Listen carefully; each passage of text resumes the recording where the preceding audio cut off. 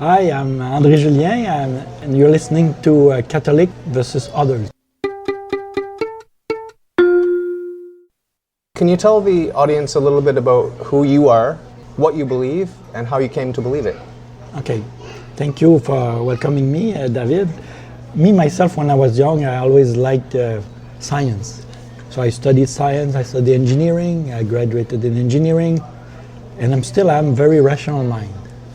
And I was baptized Catholic when I was young. Didn't ask me if I wanted. And my mother sent me to church when I was young, but I didn't like it because the only part I liked was eating the host at the end. So I said, why don't we cannot eat the host and go away? But anyway, I like Jesus. I like Jesus' story, and I say how he came with so much wisdom in very primitive people. I was very curious mind. I checked other religions, and then Buddha and Muslim, and then Hindu, and they all talk about gods or God or about love. They talk about love. Actually, the message of all religions is love. So I say there must be a scientific explanation for all these wisdom people popping out of nowhere. Buddha coming out of very primitive society, Jesus and all of the other Moses. So one day I found a book by a Tibetan monk, Lobsang Rampa, who when he was very young he met an hermit, and this hermit was blind. He had these eyes removed by Chinese, and he was about to die, and he was taken by extraterrestrial when he was young, and they selected him because he had great memory and say, we will tell you a story that one day you will reveal to somebody else. And that probably happened around 1900 something or 1890, whatever. And these extraterrestrials told them, we're the ones who create all life on Earth with science. And we're the ones who send the masters that we call prophets today, the messengers, to help people blossom, develop in love and wisdom instead of being very primitive. They said also in another book, this guy, that there is a new messenger on the planet now. So I say, if it's true, I don't know, but I will find them. And then I found the second book of Rael, which was called They Took Me to Their Planet. And I read the summary, so that looks interesting. That looks like it may be the same guy they're talking about, the other Buddhist monk, which had no link whatsoever. So I bought this book, then I read it, and I said, wow, this was very rational explanation in the scientific age we're in, with no mystification of we were created by advanced scientists with mastery of DNA and genetic engineering. And like today, we're starting to create life with the genetic engineering and understanding of DNA. We start to create a bacteria from scratch in 2010. They reach a level of scientific understanding that we will soon reach. And so they start creating all forms of life. So their experiments scare their population, their government, so they say, go do it somewhere else. So at the same time, they found how to travel faster than light. So they visited other planets in other solar systems. And they decide to create life on these other planets. So they create 3 lives, and we were one of them. At the beginning, it was an experiment for them, and didn't know too much how to treat us, and then they realized we were killing each other and whatever. So even when they helped us with their science, some men were using it against others. So then one day they decided to send messenger to guide them at distance and let them progress by themselves, because by that time they learned from their own creators that they were created the same way. So these people who created us, they're called the Elohim. But are they also created by someone else? Yes, they were created by others, advanced extraterrestrial before them who were created by advanced. Oh, okay. So it's an infinite chain. Okay. And one day we will be able to create life on another planet with science. Okay.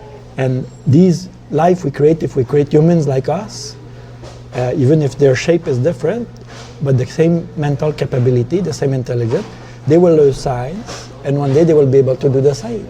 Okay. So we can already see from scientific way, a way that infinity can propagate life in the universe. life adapted to each planet, because each planet has different atmosphere, different length of days, different gravity. So you have to adapt the living entities to these specifics, the temperature, the pressure, and everything, the atmosphere. So that's what they did for us. So these people, who they are the Elohim of the Bible, because we read the Bible now in English or French or whatever language. It's translated from Hebrew. And in the Genesis in Hebrew, they were called the Elohim. Elohim created man, Elohim created earth and so on. So these Elohim is a plural word in Hebrew. It's singular is Eloha. And it means literally in ancient Hebrew, those who came from the sky. So they were mistaken for gods or God, depending on the religion, by our ancestors who could not understand. You could not explain science and DNA and space traveling. So they took them for superior being coming from space. So the mythology, Greek mythology, is similar everywhere in the world.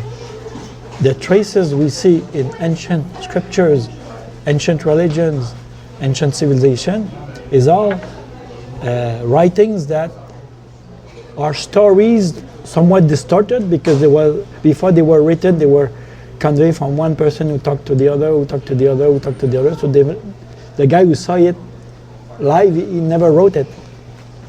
So they were distorted somewhat, but the Bible contains many traces of the creation of the Elohim. Let's take one. Let us create man in our image, after our likeness. Let us means there are many. Create man in our image. So mean there are many. So, and there's many like that. There's several hundreds. So in 1945, when we blew the bomb of Hiroshima, the Elohim said, okay, humanity has reached the age where they start to discover enough science to either use it to create a real paradise on earth or self-destroy with it. So it's the time to send their last messenger. So in 1945, they start to create a new messenger on earth. And he was born in 1946. His name is Rael. And he didn't know until 13 December 1973. They met Rael in Claude Varillon, his name at the time. He was a journalist in France. And they met him in the extinct volcano crater in the middle of France. And they met him, and for 6 days, for 1 hour each day, they tell him this story about the true story of our creation, how they created us scientifically, how they sent all the prophets, and what was the mission of the main prophets. They told the mission of Jesus and all others. And they say, he will give you a very difficult mission, spread this message on the earth, and then build an embassy to welcome us, preferably in Jerusalem, in Israel. And if enough people understand and follow you, we will come back. Okay. So since 1973, so in 1975 they met him again. They took him to their planet for 24 hours, and they showed him what a paradise with science can become. This is the second book that you discovered? This is the second book I discovered first. Yeah. But there was a summary of the first book in it. Okay. And eventually I read the other books, and I decided 23 years ago, to become Raelian. Okay. Did you know Raelians in your day-to-day life? Before, no. So you didn't know how to contact these people? At the beginning, no. And they say they give an address in the book. Okay. I could write a letter. I was not too sure. I wanted to find the other books. And one day I saw an extraterrestrial picture with a conference a lecture given by Raelians. But it was April's Fool. So I say, it looked like a joke, but I will go, because I want to go see them. And then I went, and it was a joke. Somebody made a joke on them, but I say, they probably took a real poster and they modified the bottom. So I started thinking, they do lectures, so I'll keep an eye open. And 6 months after, they did one in September the same year in the city I live in, South Shore, in St. Julie. And then I went, and then I bought the other books, and I listened to the lecture. I gave my name. I said, do you want to give your name and address, coordinates? Yes. And I read the books and said, that's it. But I'm a scientific mind. I will take all the time I need to find what's wrong with this, if there's anything wrong. And more I think about it, more everything was clear. I found nothing wrong, anything on that book. So after a year, they called me, you would like to come to a meeting at my place? And I went, and soon after, I decided to become Raelian and get involved and help. I was invited today to participate in a monthly meeting. Gathering. What is that called? A monthly gathering in every country in the world. If they have big enough group of active Raelian that want to help, they make these at least once a month. So when was the first time that you encountered that, and how would it have been different from what I saw today? Yeah, it changed. It's never the same. People come. There was a bit more people back then. In Montreal, it was quite big in 1993. The friend who did the conference in 92 invited me after 1 year to his place. So in his place, he was the only one with a few other non-Raelian, and we talked about the philosophy, we asked questions and so on. And then he invited me to the next gathering, so I went. And in the gathering, there was somebody welcoming me, a bit like Hélène did with you, and you felt warm, you felt warmth, you felt, it was different than today. Today was special exercise. Now every gathering we do something different. Can you talk the audience through that hour so that people get an idea what? Okay. Yeah. Typically, the monthly gathering we do it's a group meditation. So people come and we introduce newcomers to people they don't know and make them feel comfortable. And then usually it starts with a meditation. A guided meditation. A guided meditation. So there's a Raelian guide who for those who never did the meditation, they just follow the guide. We just follow. It's kind of a trip, a voyage inside yourself, and sending love to yourself, to all your cells, because all your cells compose you. They have your DNA, and they're alive. And it's a kind of loving yourself. A meditation is a love of yourself. And then with practice, you can bring this love not only to yourself, you can fill yourself of love. And it's like you fill a glass, but when the glass is full, you can give to others. So then you spread this feeling of love, of wellness, of happiness, of thankfulness to around you. So that was the meditation. Every guy does it slightly differently. There's not one type of meditation. But you can do a 1 minute meditation. You can do 10, 1 hour, continually. But typically there was 20 minutes. And usually every Sunday at around 11 o'clock, it's written in the message that we can think highly of the Elohim and make a prayer to them, send our love to them, how thankful we are that they are there. So it's kind of a similar prayer like any religion, just feeling love and send to them and being thankful. It's more about that. That's what we experienced today. And then today was a special activity where we share love to all the people in the room by we came up and we hug each other. You don't always do that? No, it's different every time. Okay. Before we did that, we had a little video of Montreal Raelian. So thankfully now with technology, he speaks in Japan, but we can have the recordings here. Why does he live in Japan? He decided to live in Japan now. He used to live in France, and then he grew the movement there. And then he came to America, Quebec. He lived here about 13 or 15 years. He make us grow here. And then he went to Japan and he's making the Asian movement. It's kind of the priority now because Asia is more than half the planet. China and India and Japan is a big group, Raelian, but China is growing now fast. What was the title that you used for Rael? Maitreya. What does that mean? Maitreya comes from the Buddhist tradition. Every religion expects the second coming of Christ, if you like.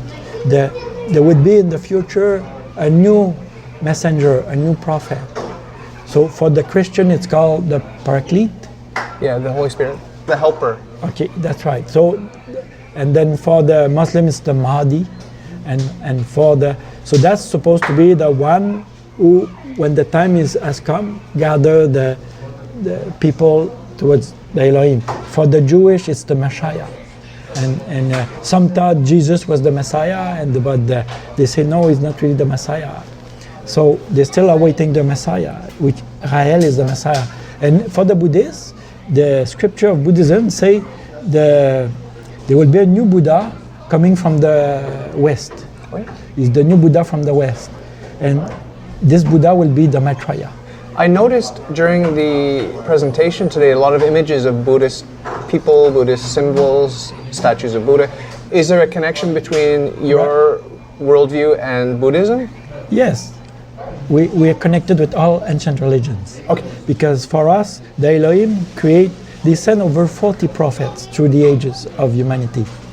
So we know the Moses, Ezekiel, and Jesus, Buddha, Mohammed are the most well-known, but they sent in Africa, they sent in Americas before the colonization, they sent in India, in Taoism, Lao Tzu was one of their leaders. Okay. In China, Buddha, of course. There was in Japan, the Shinto. Shintoism came from linked with the Elohim. There was some in Iran. Baha'u'llah was one also. Joseph Smith. So they sent many. Are you talking about the Baha'i? Yes, the Baha'i. Okay. So all the ancient religion were, maybe not all, because there's a lot of false prophets, like in the time of Jesus, but there was many genuine religions who are linked with the Elohim. They have a specific message adapted to the region, the culture of the time and the place.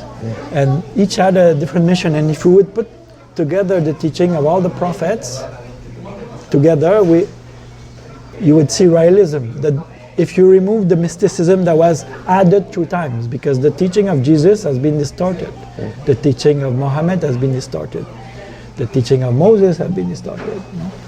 And there's many teaching that has been distorted.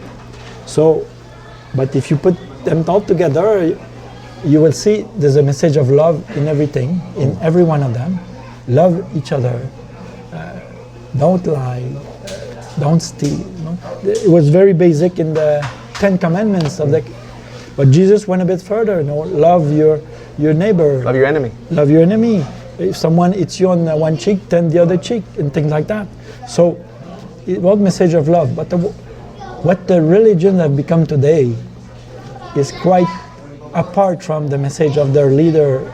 Religion is a crutch that we lean on when we lack faith. So when you have faith and when you have love, you don't need to lean on the letter of the law. Jesus talked about this also with the Pharisees of his day. There was a lot of religiosity and he was criticizing them. That means there's a problem with religion, right? Yeah. So we need to go beyond the formal structures of a religion and the sort of comfort zone that we can build, like this is the way to do it, these are the rules. Love is bigger than these man-made things, right? Religion comes from Latin religere, which means to connect. Yeah. To connect to. So the origin of the word religion was to connect with the creators, to connect with infinity around us. So Raelianism is a religion in the correct sense of the word. But we're atheists. That's the other thing is religion is atheist, means we don't believe in God, because God for us is advanced scientist. Today, there's already a miracle that was done to Mary, actually, that we can do. We can do that one, which is Mary, we did not make love with any man and she became pregnant. Well, we can do that now. We can put asleep a lady and inseminate her with an ovula, which is fécondé. That's forbidden by the church, by the way, but anyway. But it's okay, but that's what they did. For us, that's what they did in the time of Jesus, to Mary. Yeah. And they know the DNA of the person that she would have, so he had a special mission. That's why he had a special DNA selected to be able to do his mission. And say, you will take care of this baby, he will have a big mission for humanity. So all the miracles were scientific prowess that they could not understand back then. Some of them we can understand today, some we still don't know exactly how, but we can foresee that maybe one day we'll be able to do this. So for us, it's a demystification of all religion. Because you're a man of science, you believe in cause and effect, you believe that every effect has a natural cause. Yes, exactly. And so how is it possible to have an infinite chain of cause and effect behind us, given the fact that we're headed for a heat death with this entropy, you know, the second law of thermodynamics? things are falling apart, right? So there's a finite amount of time that will accomplish that destruction of biological life, and therefore there cannot be infinite time behind us, because if there's infinite time behind us, that would have been an adequate amount of time to accomplish this heat death, and we're still here, therefore there's a beginning in time. How do you answer that philosophically? So if you say, okay, here's the beginning, I will ask you the question, what was there before? There is no before. Okay, so you say there was nothing. No, there was God. So then God is your infinity. So you attribute to God He's always existed, always will. So for But he's us, not physical, that's the difference. Okay, so and he has no potential, he has no parts. Okay, but they say He created us in His image. That's That okay. means reason and free will. Okay, but to believe there's a beginning for us, there's no need for that. Matter and energy always existed in perpetual transformation. I want to ask you about free will, because I always ask atheists about free will, because they should not believe in free will. If they believe in free will, there's a contradiction in their worldview. So, do you believe in free will? Of course. The human, with free will, he will have basic survival programs, but its philosophy, his values will be based on education, and he will have the capability to reprogram himself and use Is free that will. what free will is? The Yes. ability to program yourself? To ask yourself, what am I thinking about, and is it good? And to decide what is good, what is bad. That is free will. A cat doesn't ask himself if it's good or bad to chase a mouse. Us, we can decide, is it good or bad to kill my brother? Some say it's good, some say it's bad. What do you feel? Okay. And when you do this, you use what supraconsciousness is the utmost beautiful ability when you can create life, is create them with free will, the ability to decide by themselves how to behave, what is good, what is bad. So when we look at the mechanisms in your brain, is your mind only the neurons firing in different patterns in your brain? Is that what your mind is? Everything is physical-chemical. It follows physical-chemical reaction. Even that free will program, that free will mechanism, that algorithm, even that is subject to natural cause and effect. Nothing happens without a perfectly reasonable, rational, scientific explanation. Nothing happens. Exactly. So Causality free will is exists. not free. It's determined. No, It is determined by the state that preceded it, inevitably. you have the choice. That's the thing. But that choice is a logical consequence of the state that preceded it. Humans, we have the ability to ask ourselves, what would be good to do here? And you have free will. You have the ability to decide one or the other. But when you make that choice, the process by which you make that choice is reducible to a series of natural causes and effects which are not escaping from the laws of physics and the laws of nature. There's no exception, right? I don't think there's any supernatural. There's no there. supernatural. It follows rules. It's complicated, but it follows certain laws. So when the judge says, I find you guilty, that judgment of the judge, it's a choice based on rational decisions. He's a free man with free will, according to you. But if we were to look at it from the point of view of these advanced Elohim, or someone even higher, they would see the playing out of this materialistic mechanism in the choice he made. They would understand each and every mechanism that was the logical consequence of the preceding ones, and they would see that this whole theater that's playing out with the criminal, with the judgment, all of it was inevitable and the logical consequence of the preceding state.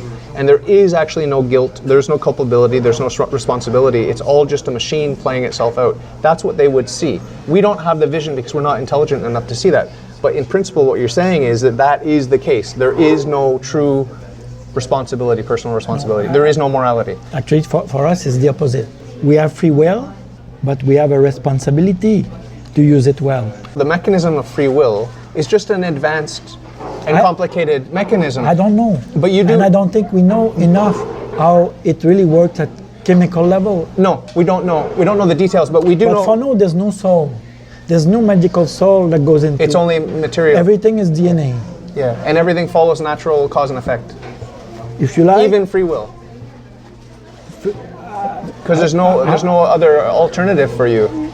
well, Because you don't have the supernatural. the laws of physics follow cause and effect, but what makes us decide towards love or towards hatred?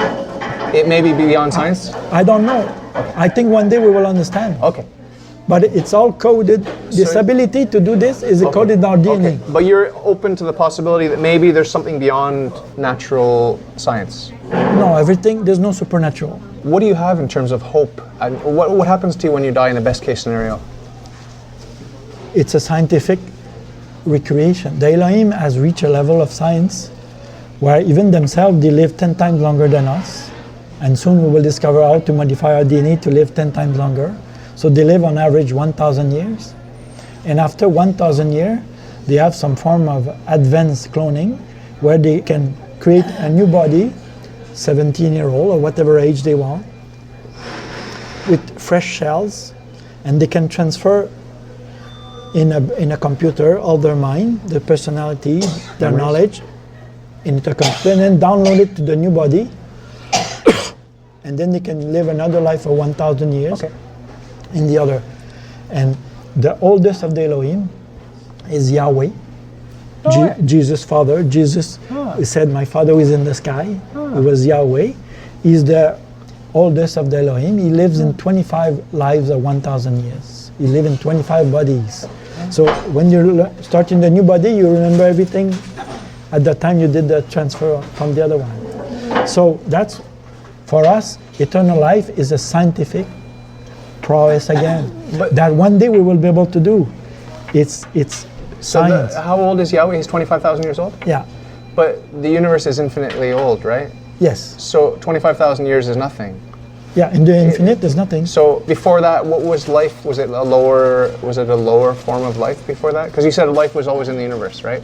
Yeah, but Yahweh is 25,000 years old. I don't know. Oh, but there's someone that created him. Yes, there was another civilization that created them, and there was another civilization that created the other one. Okay. So in the infinity of time, there's... Okay. Did those guys not pass on download their memories to Yahweh, for example? Or was there a break in the memory? What they send the message, I encourage people to read it if they're interested. At a point, there was a space vessel that came on their planet that revealed all the knowledge of their creators to them. So they got the scientific heritage of their own creators.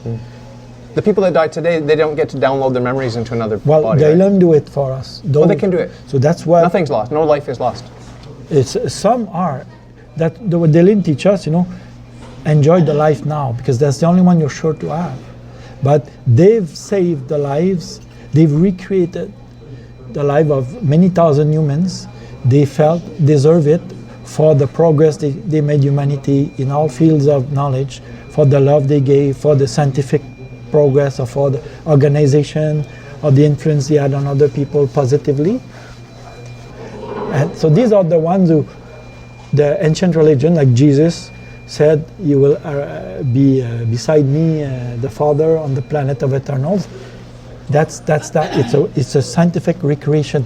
Like for us, Jesus' resurrection was a scientific recreation. It was an advanced cloning they did. They bring him back to earth, such his message would go over the times, because wow, he's alive again. How can they do that? Of course, it's a miracle. But for the Elohim, it's a scientific prowess. For us, one day we will be able to do it. Yeah. Usually in my interviews, I give my guests a chance, if they want to ask questions about me, why I believe what I believe, why I'm Catholic, or anything about Christianity that maybe you have questions about. Why don't they sell all the gold, all the riches of the Vatican and go live humbly? That's what Jesus said.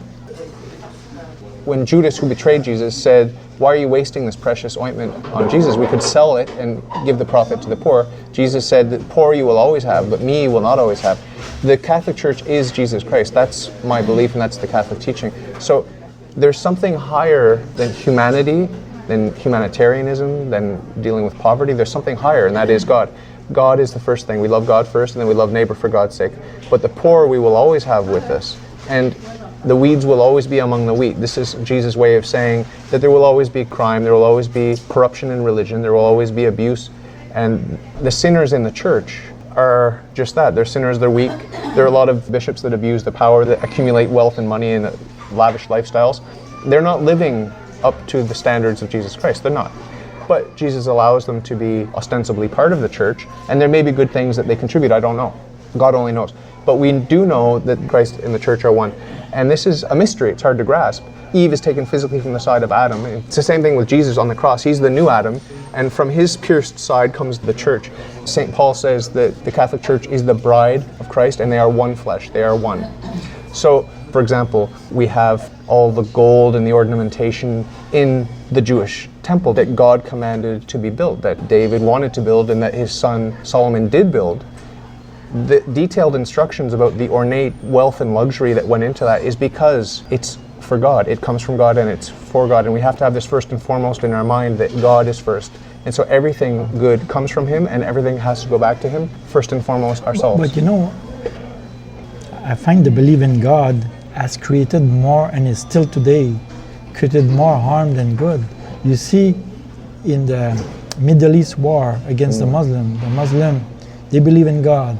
Some extremist Muslim, they go kill themselves and bomb, killing innocent people, thinking they will go to paradise this way. But believing I need to destroy this other country because my God is better than your God, or my God told me that, it created more harm than good, actually. It's dangerous, the belief in God. Because in the end, we are gods. With science, we'll be able to create human beings. So we will be gods for these guys. When we will create human beings with free will, and they discover science, initially they will take out for gods. And then one day they will realize, oh, there's no such thing as God. And now God has been used as anything to justify anything, whether it's good or bad. So it's kind of de-empowering people. I believe in responsabilization, empowerment. I think there's so much hypocrisy. It's hard to see. It's hard to see the good in God, and the good in believing in God, and the good in following God, and the good in doing God's will, because people are claiming to do God's will in all kinds of contradictory and hypocritical ways, and doing evil and calling it good. And Jesus confronted that in his day. He said, you know, you're claiming to teach on behalf of God, but you're doing exactly the opposite. And some of those Jews that he criticized bowed at the feet of Jesus and said, yeah, you're right. I fell into the trap of religion. Help me. And they became Christians. This is from my perspective. Obviously, you wouldn't agree. But it's so easy to camouflage and to rationalize and say, I'm doing it for God. God told me. There are millions and millions of stories of cult leaders who come along and say, God told me. And people innocently, they want to believe, and so they follow. And it may be very pleasant in the beginning, and it's only later that there's the abuse sexually, there's abuse with power, there's abuse with money, there's violence. Once you start down the wrong path, there's no end to the atrocities. The ultimate answer is you have to follow your free will, your true inner will, not your education, whether it's religious or all kinds of education we have. Think by yourself. Find the values deep within that you care for. What I encourage people is, if you would have lived in the time of Jesus or Buddha or Moses, would you have go listen to him? Some people would tell you, no, go, he's a false prophet. Or you would say, oh, let me find out by myself. So we have a new messenger on earth. I encourage you, go listen to him by yourself. It's free on the internet, rael.org. You can download the message you receive from the Elohim. You can read and see if it's for you or for not. And then use all your intelligence and free will to decide by yourself. Or you can decide to listen to others, listen to the media, or listen to your family or friends. Then you're not using your free will, you're following. I encourage everyone, every human being, think by yourself. Use your free will. Find what's within yourself, deep inside your own value, not the ones that were imposed to you by your parents' education, blah, blah, blah, media. Go and explore yourself and explore this book. Maybe it will change your life like it changed mine. If you like your worldview, if you think it's swell, if you've got some questions, ask me and I'll tell. All you got to do is ask. All you got to do is